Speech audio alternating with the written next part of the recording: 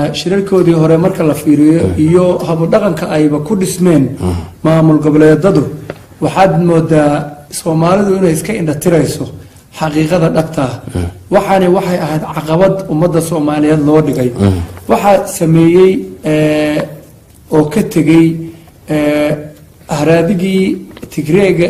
Malas dawladii hore Ethiopia Ibrahim oo nin la yiraahdo ayaa barnaamijkan lahaa federalismka maamul goboleedka waxaan inkastoo dawladda waaweyn oo shay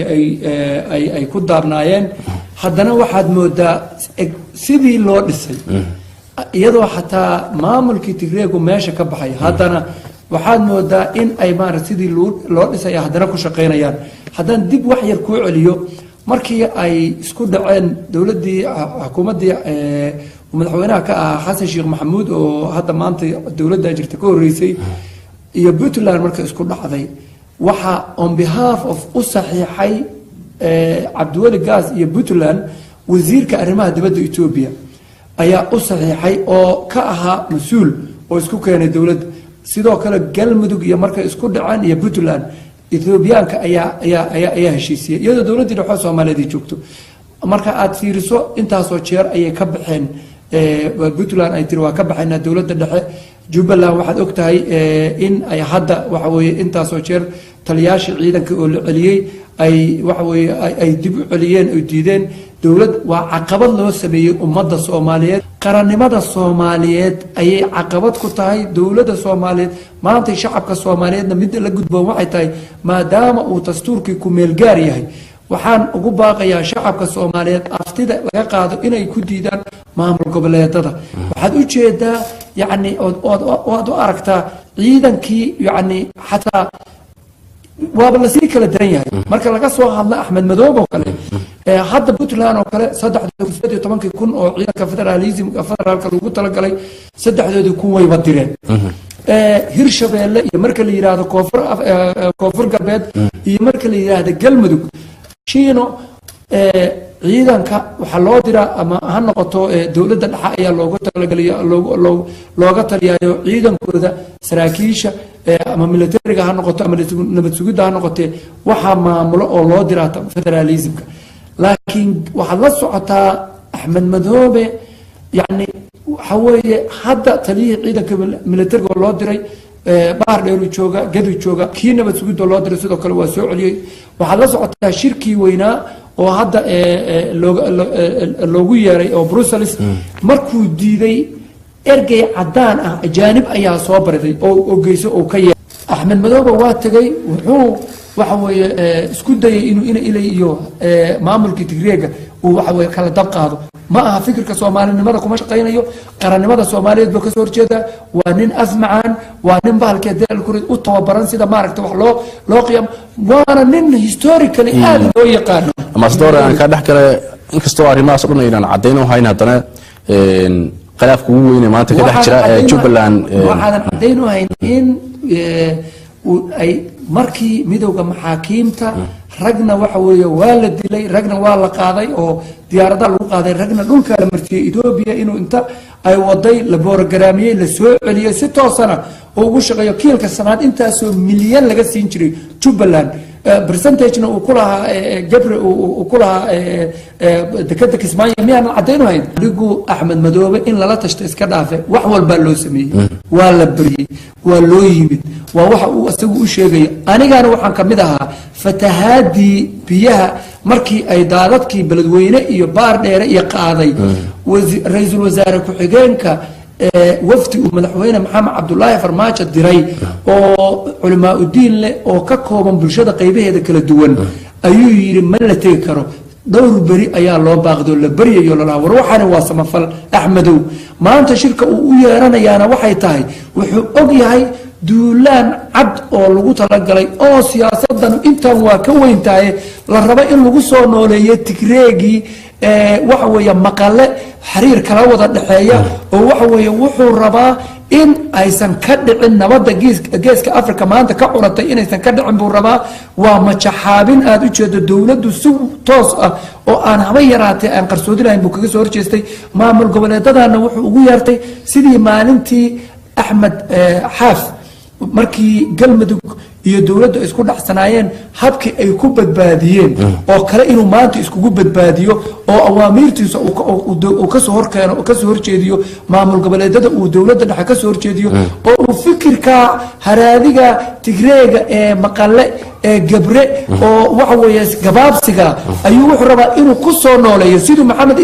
cabdi ilayba uu ugu aaday jigjiga oo ilaa ardi sababo uu soo noqdo oo uu abi axmed ugala soo hadlayay wuxuu rabaa inaan qaran Soomaaliyeed dhismin wuxuu rabaa inaan haba yaraatee haykalkii iyo qiimihii iyo sharaftii Soomaaliyeed ay soo noqon wuxuu ku takrifalaa dekada wuxuu ku takrifalaa dhuxushii illegalkaad wuxuu sameeyaa ganacsi illegal ah waxay caqabad ku tahay not only him maamul goboleedyadu waxay caqabad ku yihiin geedi socodka qarannimada Soomaaliyeed waanad u jeedaa shacabka Soomaaliyeed maadaama aan dastuurkii dhamaystirnayn oo waxa weeye aan dib u heshiisiin aysan dhicin waxa weeye waa in ay dhahaan ay ka soo horjeestaan oo ay diidaan oo waxa weeye waqtasmu bihablillahi jamii'an wala tafarraqu wadhkuru ni'matallahi kuntum a'daan fa'alafa bayna qulubikum waxaan ku weynay kuma helayno waa maamul goboleedo beela ku dhisan oo ST iyo SSDF iyo USC oo kala ah oo haba yaraatee wax wanaaga aan shiina u keenan qarannimada Soomaaliyeed waa qoys ee waxa weeye ma aha waxani wax la koobi karo iska dhaaf qoys hatta qabiil ahaan ayaan raalli aysan uga ahayn Axmed Madoobe oo la abtirsada inuu maanta meesha sii joogo waana siyaasad waqtigoodii oo dhamaaday ay rabaan doorashadii galmudug baa soo dhow doorashadii Puntland baa soo dhow doorashadii waxa soo dhow koonfur galbeed doorashadii waxa soo dhow Axmed Madoobe gidigood waa boor isku qarin la rabo inta dawladda iyo shacabka laga horkeeno in lagu badbaado dagaalka tukarraq waxa weeye 99 million times waxa weeye Cabdiwali wuxuu wada inuu ku saangato كانوا واحد دولة وهر ما أنا واحد بقصة وحين هيا إنه يراد دولة فرجلين وجاهي سته وحوي نندال قاضي حنبئ عسكوية وحاسو هبيرات أيضا أنت دولة اللي كذا هبيرات كمجر مع عبد الله فرماجو يا حكومة ده ما أنت شرته وحوي reconciliation ودولة عرب عن الكلام وحوي ولالك تكون نوجس ودولة مصلحة ميل والبوفر السنة ونمان نبدي الدنيا يا شعب كصومالي هبيرات وحوي شيء كمجرته يد وحبك كمجرته هدي أيسن ومحمد عبد الله فرماجو كسر كذا مركن نك قال كاهو أنت أتجي بريء أسوأ الدين شيء كنايا أنا جو أجنو كبين شيء كيو أيو شركة كقيب قليل سيدا سقراية باقي سوماي ممن أتجا مع فدرال كوي كوكا ما لحوا بقى تكتي ما سوى قل كرتين بيري وحلا لو الدولة كسر أنا كان كل شيء هو هيومانيتيريان كي بين آدم نمدي بوجدي ده أو يرديارات كان طالبا كل فريا وقت جالسان كشري علماء الدين كصوماليات بكشري ورجال برشة كوده كشري ورئيس الوزراء كحجان كانوا جامنة وحلوه وذي ذاتك بقية تندوين إيو وحلوه وذي دوين باللوه وذي مركا وهي هيومانيتيريان كي لحسن أيوتشوج أحمد مدوبي ما أنت محا شينا محله وحوي هذا وحوي لحسن وحكون سوى ما تكون سيء أنا أستور قداميتي ما راح أفضلكوا جارحان كوا دولة goboleedyadu أنا رأيه شرير بان بهروب قبضين ورموتيدي كسر صار إن تطبع وحي عامسين تي لو هذا يميس لسكوب إيمانه يو عن لك قمين ووحبا بحي أكسن ووضحوا معها العامسية مركا مسألة هاي أدبوها بونتا إن دولة فدرالك الصومالية أي تحجلسوا أركتيدا كسر بحيا شرير كما أحد دولة goboleedyada هبيرات وح سيدا أدرس عطشين ولا إن الدولة تاسميسي تستورك حوش جبريل وزير كيجو دجمول maamul goboleed kasta iyo tuulo walba tagay inta waxa la qarcinaya iyaga ciidankii qaranka 18,000 oo horeysay Cabdiwali gaas uu keenay intii kalena ma keenay inta iyaga lagu qancinaya xaqiiqatan waxa meesha walaal ku jira oo aan raba inaan adiga iyo shacabka aan idin sheego qaasiyatan Axmed Madoobe ninka la yiraahdo waxa weeye ummadda waxay ku qaldamaysaa waqtigii waxa weeye Nabi Suleymaan ayaa shimbir baa timido balli bay dabacday inay biyo ka cabto markaas waxa weeye waxay aragtaa niman dhalinyaro meeshii balliga ka cabayso way ka gabato waxay tiri daayirta ay wax ku yeelan ku xayeelaynin markaas waxa u timid markii dhalinyarada tagtaan in oday yimid odagaan waxba kuma sameynaya istirigarka weyn oo aadaarti diinta ka muuqato halkii bay biyo cab istiri odagii dhagax buu inta ku tuuro ilka riday Nabi Suleymaan wax walba Ilaahay u saqiray wuxuu la hadlay shimbirkii buu af yaqaan shimbirkii waa u dacwootay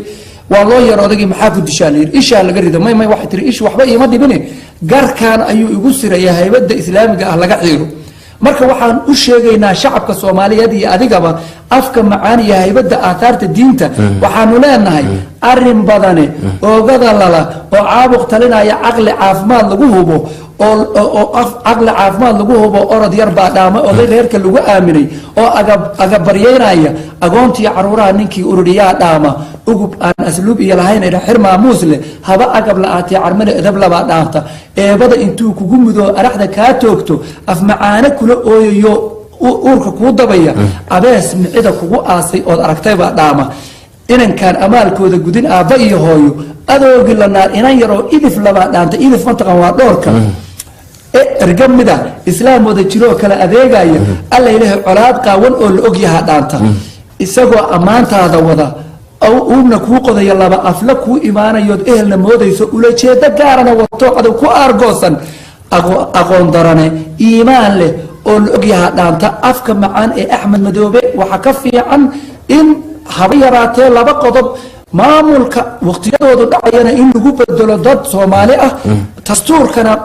laga tirtiro federaalismka iyo waxaan kala qoqobka ee ay gaalada noo dhigeen ayaan adiga iyo shacabka Soomaaliyeed iyo inta dhageysanaysa kula talinaya